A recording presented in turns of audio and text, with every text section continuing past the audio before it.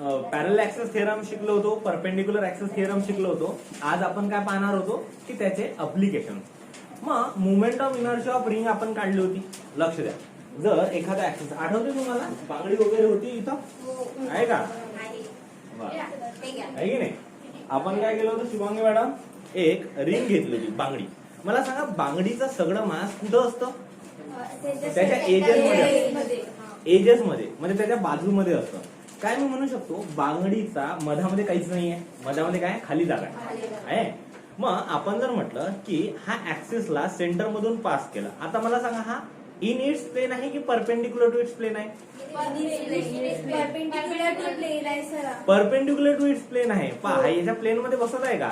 हा याच्या प्लेन मध्ये बसला, हा इन इट्स प्लेन, हा असा. जर आता हा आहे साइड व्ह्यू, टॉप व्ह्यू पाहिला तुम्ही तर अशा प्रकारे दिसेल. हा झाला इन इट्स प्लेन, ओके. आणि परपेंडिक्युलर टू इट्स प्लेन हा झाला. समजलं? समजलं काय आहे की नाही? हा झाला परपेंडिक्युलर टू इट्स प्लेन, हा झाला in its plane. In its plane म्हणजे कसं आहे, कसं ओळखायचं लक्षात आहे? काही लक्ष नाही. इन इट्स प्लेन कसं म्हणायचं की डायरेक्ट ही बांगडी आहे, याच्यावर जो ऍक्सिस ठेवला जाईल तो झाला इन इट्स प्लेन, आहे की नाही? आता हा ऍक्सिस असा ठेवता येते का? नाही, हा झाला परपेंडिक्युलर टू इट्स प्लेन. समजलं? असा बॅलन्स जरी झाला तरी ठेवायचा नाही, परपेंडिक्युलर टू इट्स प्लेनच म्हणायचं. बरोबर? मग लक्ष द्या, काय म्हणतो की we know that movement of inertia काय असते? मास इंटू रेडियस ऑफ गायरेशनचा स्क्वेअर, एम के स्क्वेअर. मग सांगा, मी असं केलं, movement of inertia of axis passing through its centre and perpendicular to its plane. म्हणजे याची डायग्राम ऍज अ साइड व्ह्यूने जर मी पाहिली तर अशा प्रकारे दिसेल. आहे movement of inertia of ring. ही रिंग आहे, पोकळ आहे ना, जिची रेडियस आहे आर, तिची ही रेडियस आर आहे ना, आणि हिचं मास आहे एम. मग काय म्हणू शकतो, movement of inertia of ring about an axis passing through its centre and perpendicular to its plane. या प्लेनला कसा आहे? हा परपेंडिक्युलर. हा झाला त्याचा साइड व्ह्यू. जर टॉप व्ह्यू पाहिला तर अशा प्रकारे दिसेल, है ना. जो ऍक्सिस आहे आपला, हा साइडने पाहिलं तुम्ही तर असा दिसतो. हा झाला साइड व्ह्यू, आणि टॉप व्ह्यू म्हटलं म्हणजे असा दिसतो, आहे की नाही? जर वरून पाहिलं तर फक्त हा डॉट दिसेल तुम्हाला ऍक्सिसचा, आहे की नाही? असा. क्लिअर? याच्या अराउंड मुवमेंट ऑफ इनर्शिया आपल्याला काढायची आहे. मग जर याची रेडियस आर आहे तर मुवमेंट ऑफ इनर्शिया याची असते एम इंटू रेडियस ऑफ गायरेशनचा स्क्वेअर, एम के स्क्वेअर. इथं movement of inertia of ring about an axis passing through its centre and perpendicular to its plane, ही आली एम के स्क्वेअर. आता इथं radius of gyration काय आहे ना, R आहे. मग त्यामुळेच हे मुवमेंट ऑफ इनर्शिया आहे एम आर स्क्वेअर. काय म्हणतो, याच्यावरून असं समजते की के इक्वल्स टू आर आहे. या केसमध्ये रेडियस ऑफ गायरेशन जी आहे ती रिंगच्या रेडियस एवढीच राहील. बरोबर? आता पहा, अशाच प्रकारे जर मी हा ऍक्सिस मी आता परपेंडिक्युलर ऍक्सिस थिअरमचा वापर करतो. मला सांगा, ही रिंग आहे. रिंग म्हणजे मी जर याची जाडी निग्लिजिबल धरली तर ही 2 डायमेंशन है ना. सो ये क्या है, 2D है. अगर हम कहेंगे दो एक्सिस को पास करते, एक जो कि उसकी लेंथ बताएगा और दूसरा एक्सिस जो उसकी क्या बताएगा, है ना, विड्थ बताएगा, है ना. जिससे लेंथ और ब्रेथ बोलते हैं हम लोग, ये बताएंगे. या तो फिर अगर मैं इस तरह से 2 एक्सिस रख लूं तो उसके बीच में मैं रिंग को रख सकता हूं. तो ये एक्सिस कैसे हो गए? हे एक्सिस कसे झाले तन्मय सर?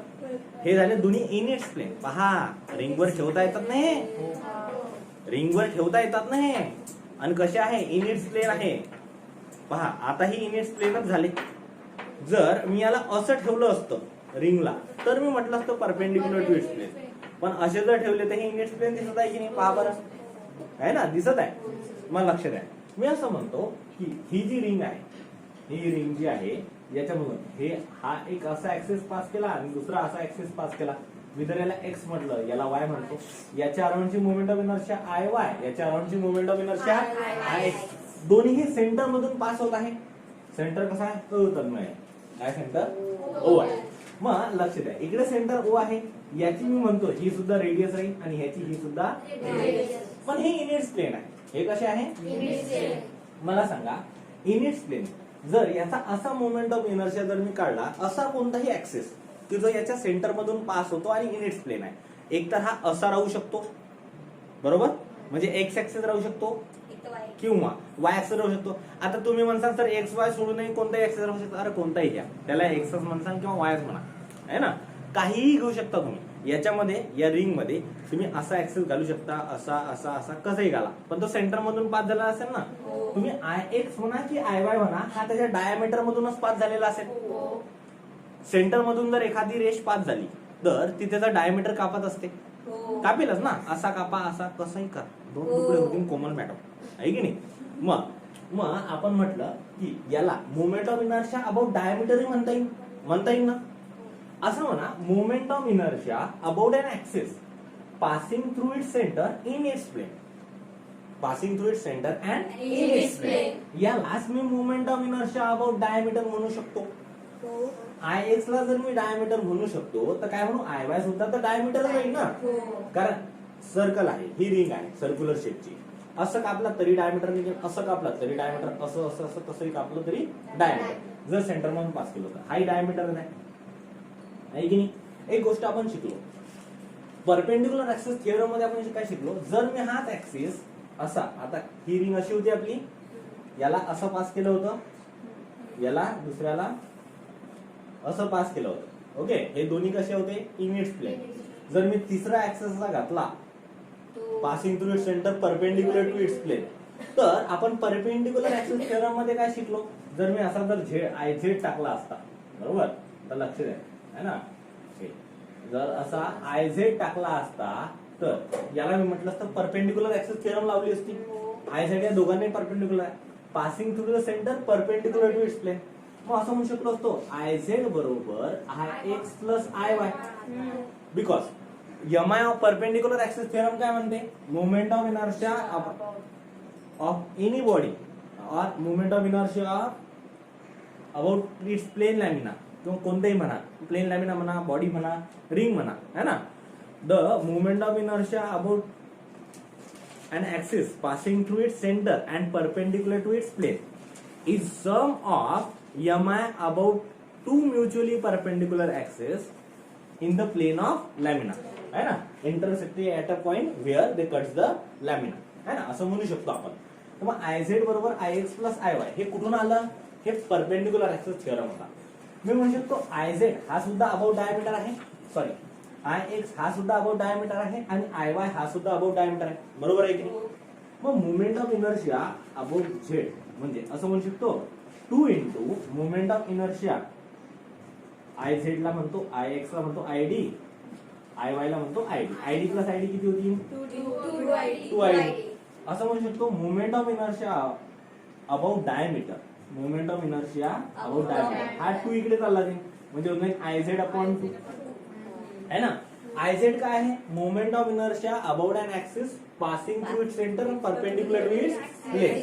हा, perpendicular to its plane, same याच्यासारखंच आहे ना हे. मग कसं काय मी म्हणू शकतो, हा जर याला जर मी आय झेड म्हटलं असतं, ऑब्विसली म्हणू शकतो ना, है ना. आय झेड आय झेड सारखेच आहे. मग moment of inertia about an axis passing through its centre perpendicular to its plane का होता, एम आर स्क्वेअर. मग याला मी असं म्हणू शकतो, हा राहील एम आर स्क्वेअर अपॉन 2. म्हणजे moment of inertia about diameter, moment of inertia of ring about its diameter is M R square by 2, आहे की नाही. आता जर याचा mass we know that moment of inertia इथं, या केसमध्ये जर मला के काढायचं आहे, रेडियस ऑफ गायरेशन काढायचं आहे, मला एक गोष्ट माहित असते काय आहे, we have moment of inertia बरोबर काय आहे, एम के स्क्वेअर, आहे ना. आता एमच्या जागेवर हा एम आला, के स्क्वेअरच्या काय आलं, के स्क्वेअरच्या जागेवर काय आलं, बरोबर पहा, आर स्क्वेअर बाय 2 आहे. एम ची जागा एम ने घेतली, उरलं काय, आर स्क्वेअर बाय 2.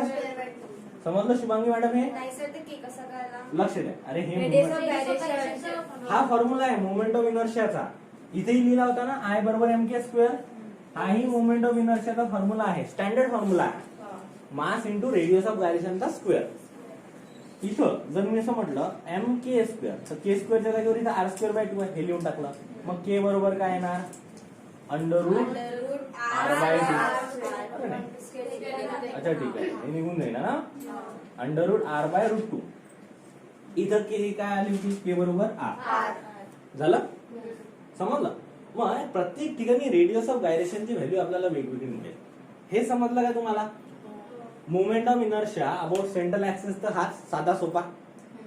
तसाच जर डायमीटर हे कशाबद्दल बोलत आहे आपण? रिंग बद्दल. कशाबद्दल बोलत आहे?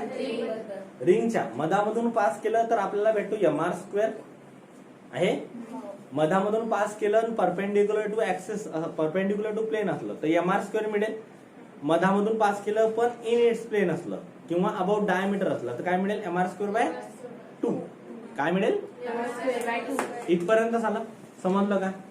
ते असं पास करा तुम्ही की असं पास करा, पण तुम्ही मधातून पास केलं आणि इन इट्स प्लेन आहे तर mr²/2. मधातून पास केलं पण परपेंडिक्युलर टू इट्स प्लेन आहे तर काय? mr². क्लिअर आहे ना? हे कॉपी करून घ्या फास्ट आहे ना. मग आता जसं आपण पाहिलं ना परपेंडिक्युलर ऍक्सिस थिअरमचा हे पाहिला, तसंच पॅरलल ऍक्सिसचा काढता येतो. लक्ष द्या कसं आहे ना. आपल्याला एक गोष्ट माहिती पडली, जर ही रिंग आहे, ही रिंग आहे, या रिंगच्या रिंगच्या मधून जर मी असा ऍक्सिस पास केला तर तो परपेंडिक्युलर ऍक्सिस, असा ऍक्सिस पास केलो तर होतो about diameter in its plane. हा झाला इन इट्स प्लेन, हा झाला परपेंडिक्युलर. आता याला टँजंट काढायचे आपल्याला आहे ना. Moment of inertia about tangent काढायचा आहे. टँजंट म्हणजे कसं? या रिंगच्या कोणत्याही एका एज मधून काय करायचं? सुई खुपसून घ्यायची किंवा ऍक्सिस खुपसायचा. स्पर्शिका, टँजंट म्हणजे स्पर्शिका. आता लक्ष द्या कसं. याला दोन प्रकारे टँजंट काढता येतात. ही टँजंट झाली तन्मय सर, नंतर पृथ्वीराज सर आपण म्हणतो ही सुद्धा याला टँजंट झाली. आता दोन टँजंटला वेगवेगळं नाव देता येते ना. हे टँजंट आहे, हे टँजंट आहे. हा लक्ष द्या, हा झाला साइड व्ह्यू. याला टॉप व्ह्यूने पाहिलं तर असं दिसेल. टँजंटची लक्ष द्या ना. हे झाले टँजंट. क्लिअर? हा झाला साइड व्ह्यू. आणि याला जर टँजंटने पाहायचं झालं तुम्हाला तर असं म्हणू शकतो मी की हा असा दिसेल. पहा, हा टँजंट आणि हा टँजंट झालं ना. हे एकच आहे दोन्ही गोष्टी. मग आता मी म्हणतो मोमेंट ऑफ इनर्शिया अबाउट मला टँजंट काढायचा आहे. या टँजंटला आता टँजंट दोन प्रकारे काढता येते. एक तर असा टँजंट आहे ना, किंवा दुसऱ्या प्रकारे मी असं म्हणतो असा टँजंट आहे ना. मग असा टँजंट कसा दिसेल? असा दिसेल आहे ना. आता हा एक टँजंट होता असा, दुसरा टँजंट आहे असा. याच्यातला कोणता इन इट्स प्लेन, कोणता परपेंडिक्युलर टू इट्स प्लेन आहे? हा इन इट्स प्लेन आहे ना. आणि याला आता हे इन इट्स प्लेन आहे, हा असा दिसेल, पण याला जर टॉप व्ह्यूने पाहिलं तर हा असा दिसेल. पहा आहे ना, टॉप व्ह्यूने असा दिसेल. हे दोन्ही एकच आहे. हा आहे टॉप व्ह्यू, आहे साइड व्ह्यू. ओके, हा आहे टॉप, आहे नाही हा साइड आहे. हा कोणता आहे? Top view. हा आहे टँजंट. मोमेंट ऑफ इनर्शिया या ऍक्सिस भोवती जर आपण काढली तर moment of inertia about an axis है ना. Moment of inertia of a ring about an axis which is tangent perpendicular to its. Moment of inertia about tangent, याला असं सुद्धा म्हणू शकतात moment of inertia about tangent perpendicular to its plane. आणि हेच moment of inertia about tangent in its plain झाली. Moment of inertia about tangent in its plane, moment of inertia about tangent perpendicular to its plane. Clear? समजलं का हे दोन्ही गोष्टी आहे? आता लक्षात पॅरलल ऍक्सिस थिअरम का. पॅरलल ऍक्सिस थिअरम काय म्हणत होती? इकडे लक्ष द्या. पॅरलल ऍक्सिस थिअरम काय म्हणत होती? पाहिले ना perpendicular axis theorem, parallel axis थिअरमची ज्यांनी व्हिडिओ नसेल पाहिले पाहून घ्या. पॅरलल ऍक्सिस थिअरम काय म्हणजे मोमेंट ऑफ इनर्शिया कोणत्याही एका एंडची, वन एंडची आहे ना. आयदर हा वन एंड टँजंट म्हणू शकता. मोमेंट ऑफ इनर्शिया टँजंटची काय असते? मोमेंट ऑफ इनर्शिया तसाच पॅरलल ऍक्सिस, सेम तसाच पॅरलल ऍक्सिस काय जर तो मधातून खुपसला तर आहे moment of inertia about central axis plus total mass of a body into distance between two parallel axes. आता लक्ष द्या, हा moment of inertia about tangent आहे ना. मग याला जर मला काढायचं आहे तर मला याची तर माहित नाही, पण हा जर ऍक्सिस मधातून खुपसला तर माहिती आहे ना. मग हे काय झाली असती? एक ऍक्सिस मी मधातून खुपसला तर इथं मी moment of inertia about Z म्हणू शकत होतो ना, आठवते? मग आता आपल्याला माहिती आहे, आणि या दोन ऍक्सिस मधलं अंतर काय आहे? रेडियस एवढं. दोन ऍक्सिस मधलं अंतर किती आहे? रेडियस एवढा आहे ना, असं म्हणू शकतो की नाही मी? मग याची moment of inertia m into या दोन पॅरलल ऍक्सिस मधल्या अंतराचा स्क्वेअर. मग पहा इथे moment of inertia about an axis और moment of inertia about tangent perpendicular to its plane is equal to sum of moment of inertia about central axis. Central axis ची moment of inertia काय आहे? mr square plus आहे याची m into दोन parallel axis मधलं अंतर किती आहे? r. ह्या छोट्या r ची जागा काय आहे? मोठा. मग mr square plus mr square किती येणार? Moment of inertia about tangent आहे ना, मी मुद्दाम याला असं म्हणतो, हे काय म्हणते? Perpendicular. Moment of inertia about tangent, moment of inertia of ring about tangent perpendicular to its plane is equals to mr square plus mr square. काय लिही? 2mr square. समजलं? अशीच moment of inertia about tangent in its plane कशी आली असती? पाहिजे. आता हा ऍक्सिस ह्या साईडने खुपसला असा, हा जर असा न खुपसता मधातून खुपसला असता तर काय आलं असतं? हा जो फॉर्म्युला आहे ना, हा स्टँडर्ड फॉर्म्युला, हा चेंज होते काय? हा पॅरलल ऍक्सिस थेरमचा फॉर्म्युला आहे. हाच फॉर्म्युला इथं अप्लाय करतो. लक्ष द्या. पहा काय होता तो? IO बरोबर IC प्लस mr स्क्वेअर. आता लक्ष द्या, हा असा आहे. हा जर मोमेंट ऑफ इनर्शिया आपल्याला अशी काढायची आहे about an axis, moment of inertia about tangent, moment of inertia about tangent पण in its plane. Moment of inertia about tangent in its plane याची जर आपल्याला काढायची आहे, तर आपल्याला हा जर ऍक्सिस मधातून घुसला असता तर आपल्याला माहिती असतं, याला म्हणूया IC, याला म्हणूया ID. हा टँजंट काढायचा ना, हा पॅरलल आहे. कसं आहे? म्हणून असं लिहिलं मुद्दाम. मग आता लक्ष द्या, moment of inertia about tangent आहे ना, पॅरलल. आता moment of inertia of ring about tangent in its place काय आहे? IC. मला सांगा moment of inertia about diameter काय होता? हा IC काय होता? mr स्क्वेअर बाय 2 होता. आठवते? अबाउट डायमीटर ID बरोबर IX बरोबर IY किती होता? आताच काढलं ना आपण हे परपेंडिक्युलर ऍक्सिस थेरम ने. मग याच्या जागेवर मी असं म्हणेन mr square upon 2 plus m into दोन पॅरलल ऍक्सिस मधलं अंतर, हे रेडियस एवढं राहील आहे ना, राहील की नाही? हे रेडियस एवढं राहील. मग असं म्हणू शकतो m इंटू हे r बरोबर r आहे ना, r स्क्वेअर. मग mr square by 2 plus mr square काय आहे? अर्धा mr स्क्वेअर अधिक 1 mr स्क्वेअर बरोबर 1.5 mr स्क्वेअर म्हणजे काय ना 3/2 mr. जर कोणाला हे येत नसेल तर काढून दाखवू काय कसं आहे? फार छान आहे ना. किंवा नाहीतर मग काय करायचं? लक्ष द्या, या दोघांमध्ये काय कॉमन निघते? mr स्क्वेअर कॉमन निघते. इकडे काय आला? 1/2, इकडे काय आला? 1. 1 प्लस 1/2 कसं करता?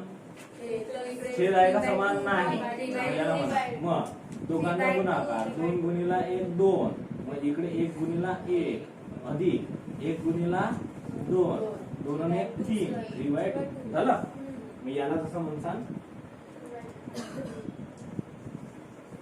हे काय ना 3/2 mr. क्लिअर? समजलं मोमेंट ऑफ इनर्शिया कसा काढायचा? पॅरलल ऍक्सिस थेरमचं जिथं जसं अप्लिकेशन केलं ना तसंच इथं करायचं. सगळीकडे असंच करत राहायचं. सोपं आहे की नाही? आहे ना? हे घ्या एवढं कॉपी करून पुढचा टॉपिक पाहू.